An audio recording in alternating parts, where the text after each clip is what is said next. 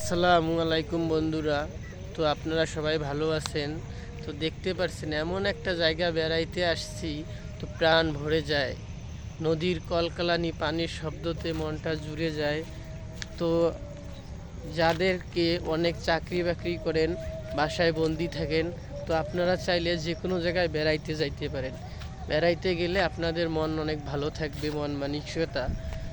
আপনারা সংসারের কাজে অনেক টেনশনে থাকেন, তো এরকম জায়গা বেড়াইতে আসলে কি আপনার মনটা অবশ্যই ভালো থাকবে। তো দেখতেই পারছেন আমার পিছনের ভিউটা কত সুন্দর। আর হচ্ছে এই যে বিশেষ করে এই নদীটা কিন্তু অনেক সুন্দর।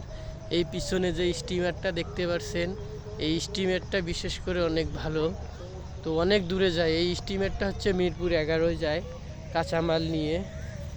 তো হচ্ছে দেখি, চ্যানেলে নতুন হয়ে থাকলে অবশ্যই চ্যানেলটি সাবস্ক্রাইব করে দিবেন।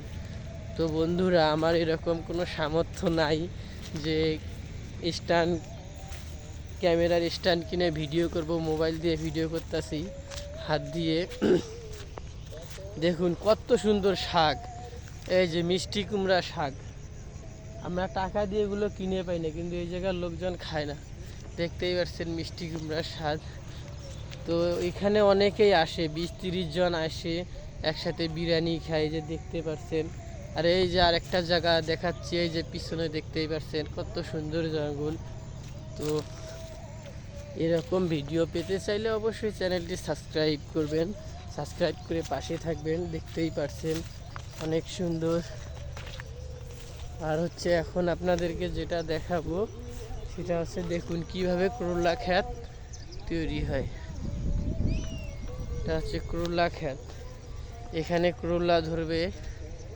তো 1 মাস পরে আসবো, তখন এই জায়গার ভিডিওটা আপনাদেরকে দেখাবো। তো সবাই চ্যানেলটি নতুন হয়ে থাকলে চ্যানেলটি সাবস্ক্রাইব করে যাবেন। এরকম সুন্দর জায়গা আপনাদের কেমন লাগে অবশ্যই কমেন্টে জানাবেন। ধন্যবাদ সবাইকে।